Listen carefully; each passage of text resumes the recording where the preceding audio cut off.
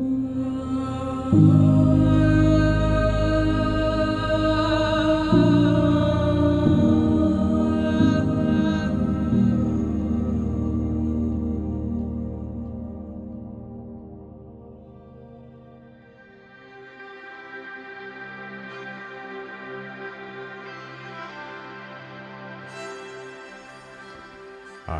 welcome back to Zephyr's voice.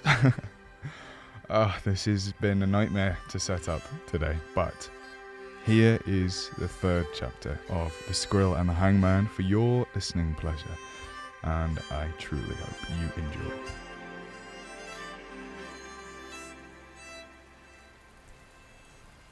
Chapter 3 Feathered Guardian.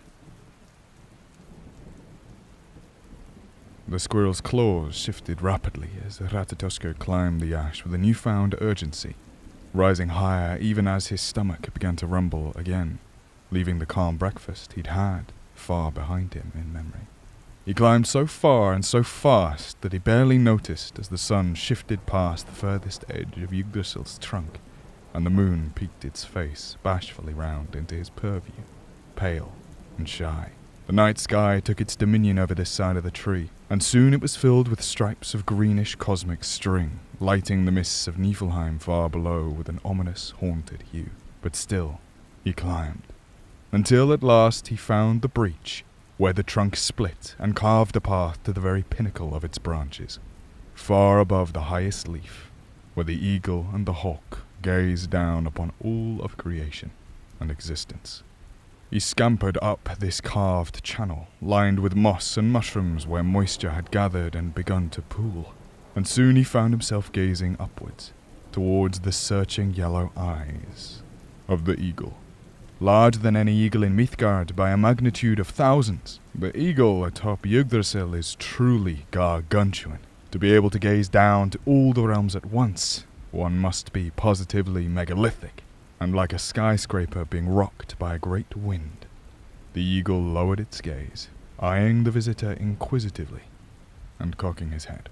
The air roared as the eagle's huge body bowed down to meet their guest, and as the tip of its great beak touched the wood only a few feet from him, Ratatoskr watched Vethrfolnir hop down from it and approach him. "It's not often we receive a visit from you, Ratty, I must say," the hawk said, sauntering over towards the panting squirrel. "Oh, it's been too long." "How long has it been?" It's almost Thori, black frost down in Midgard, you know." The hawk wasn't much larger than Ratatoskr, but cut a proud and elegant figure over him, his black-tipped yellow beak coming down close to the squirrel's face, as the eagle returned back up to its ever-vigilant post.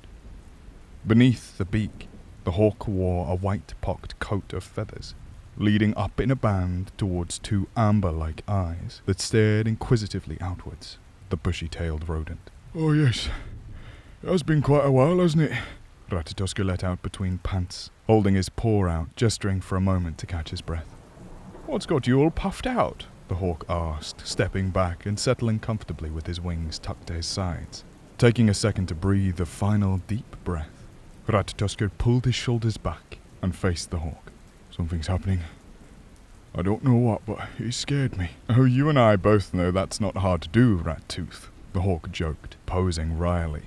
Ratatoskr gave a half smile, and then stared down at the rotating patterns of wood at his feet. "The body. Did you see it? On my side of the tree, about halfway down. I think it was Odin." The hawk stood and began to pace in small circles. "Odin was on the tree?" "Hanged from the tree," replied the squirrel gravely. At that, Vethrfolnir's feathers bristled, and fanning out his wings, he flapped nervously. "And is he still hanging there?" he urged his friend.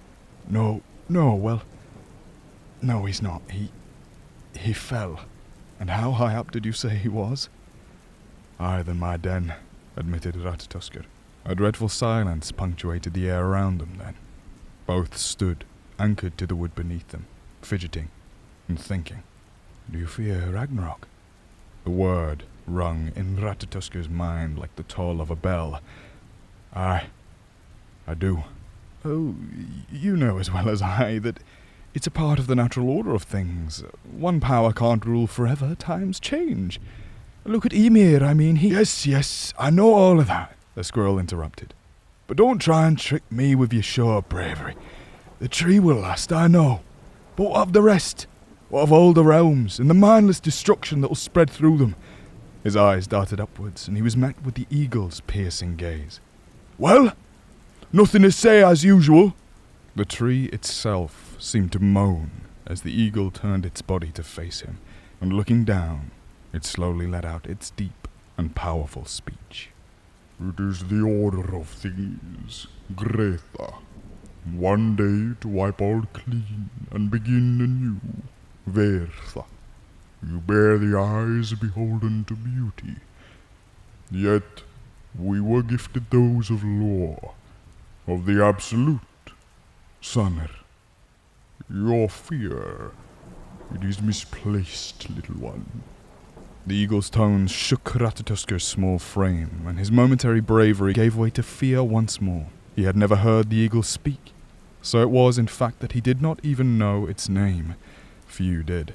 He turned his head, cutting their contact and relieving himself of its intense stare. I don't want to believe it, Ratatoskr whispered, but I refuse to sit idly by as you do. I cannot do anything alone, I know that, but... so what if it's against the order of things? I'll ask the stags, and Nidhogg far below. Perhaps they will help me, where you could not. And so he turned, scampering as fast as he could down the chute, towards a long descent. The eagle lowered itself down once more, and Betherfolnir hopped up and perched atop its head. So, it is Ragnarok then? He broached rather nervously. A rumbling once again escaped the eagle, formed into a voice. Yours is not to know, young one, Sonner. If not now, one day it will come. It is fated, heard. But clearly the Norns have deigned Ratatoskr's task worthy. Who are we to intervene?